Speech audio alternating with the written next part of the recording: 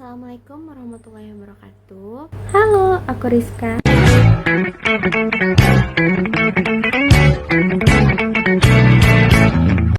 So guys, jadi hari ini kita bakal belajar beberapa materi dan aku bakal coba jelasin ke kalian. Yang pertama, kita bakal belajar tentang subjek, terus ada verb, terus ada appositive, terus ada object of proposisi, terus ada suffixes, and then parallel structure. So, daripada lama-lama lagi, kita lanjut aja ke penjelasan yang pertama, yaitu subjek. Jadi, yang pertama yang bakal aku jelasin adalah subjek. Sebenarnya, apa sih itu subjek? Subjek adalah sebuah kata atau frasa yang melakukan suatu tindakan dalam sebuah kalimat. Ia juga bisa menjadi sebuah ide pokok pembicaraan dalam kalimat tersebut. Nah, kalian tahu nggak sih sebenarnya subjek itu ada jenis-jenisnya loh. Nah, di sini udah aku tulisin ya berbagai jenis macam subjek. Nah, jadi yang pertama itu adalah noun, kata benda itu sendiri. Terus pronoun itu adalah kata ganti kayak he, she, I, you. Terus ada geround, itu adalah kata kerja yang berubah menjadi kata benda ketika ditambahkan akhiran ing. Lalu ada prase, ada to infinitive, lalu yang terakhir adalah noun clause. Nah, jadi aku udah nyiapin beberapa contoh yang bisa kita pelajari bersama. Yang pertama contohnya adalah Messi reading a book. Nah, di sini yang menjadi subjek adalah Messi. Kenapa Messi? Karena Messi adalah si pelaku yang melakukan sesuatu dalam sebuah kalimat. Di sini kan dia sedang membaca. Nah, jadi siapa sih yang membaca? Yaitu Messi. So, Messi adalah subjek. Terus contoh yang nomor 2, yaitu she like swimming. Nah, tadi kan aku ada jelasin, pronoun adalah kata ganti dari si kata benda ini. Kayak she, he, I, you. Nah, di sini kan ada she. She, dia suka berenang. Nah, jadi siapa sih yang suka berenang? Yaitu si she. Jadi alasan kenapa she yang menjadi subjek adalah pelaku yang melakukan sesuatu di dalam sebuah kalimat. Nah, di sini aku ada nyiapin 3 contoh, tapi aku mau yang satu, kalian coba isi sendiri ya. Yang mana sih subjeknya? Kalian komen di bawah, nanti aku bacain. Nah, materi yang kedua adalah verb. Sebenarnya apa sih itu verb? Verb itu adalah sebuah peristiwa atau sebuah kata yang menunjukkan tindakan dalam sebuah kalimat. Verb adalah bagian penting dari sebuah kalimat karena dia menceritakan atau menunjukkan apa sih yang sedang dilakukan oleh si subjek. Verb memiliki beberapa jenis, yaitu diantaranya ada to be, ada modals, ada action verb, lalu ada has, have, had, dan yang terakhir ada do, does, did. Nah, di sini aku ada nyiapin beberapa contoh mengenai verb. Mari kita pelajari bersama-sama. Nah, contoh yang pertama adalah she wrote a letter to her friend. Ini yang menjadi verbnya yaitu write. Kenapa write? Karena write adalah tindakan yang dilakukan oleh si pelaku.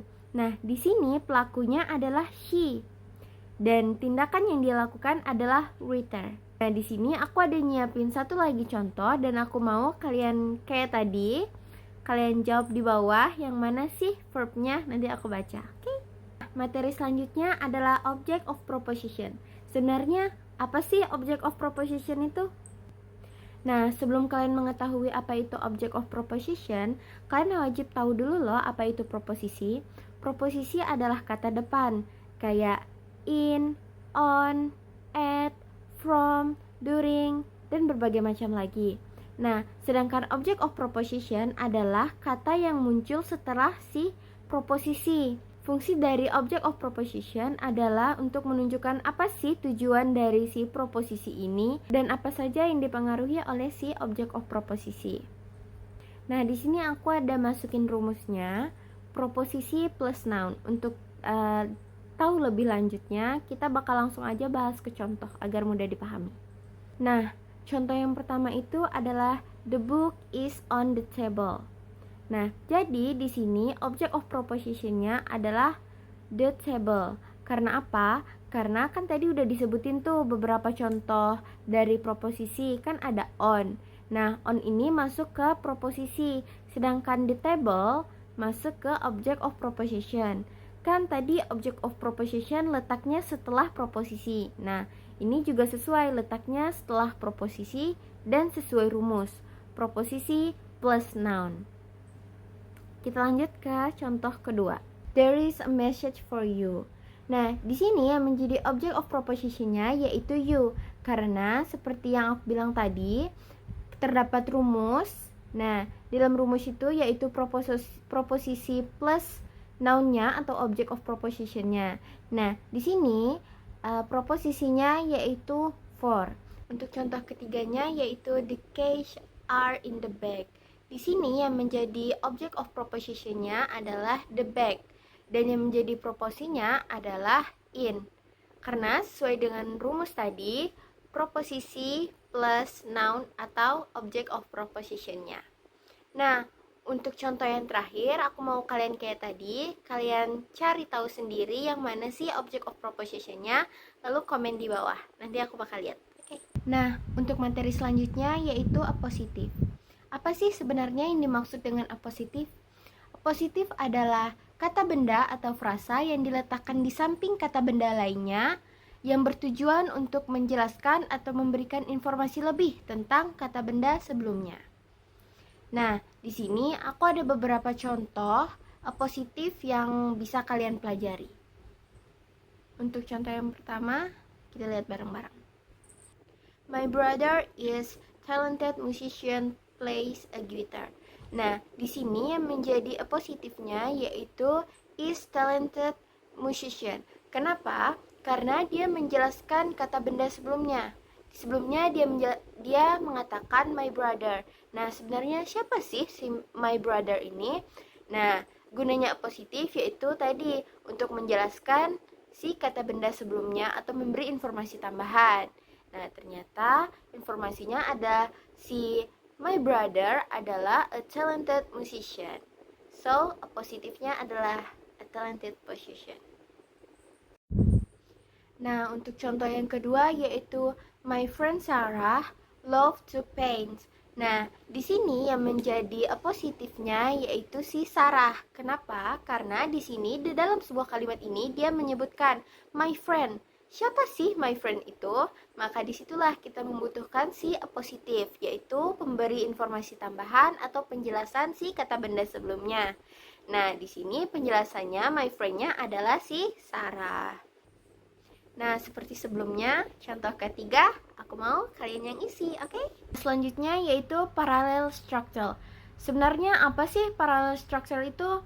Parallel structure adalah kesamaan sebuah kata atau pola dalam sebuah kalimat. Ini biasanya untuk kamu gunakan dalam menyebutkan dua hal atau lebih. Fungsinya supaya kalimat itu seimbang, rapi, dan mudah untuk dibaca si pembaca.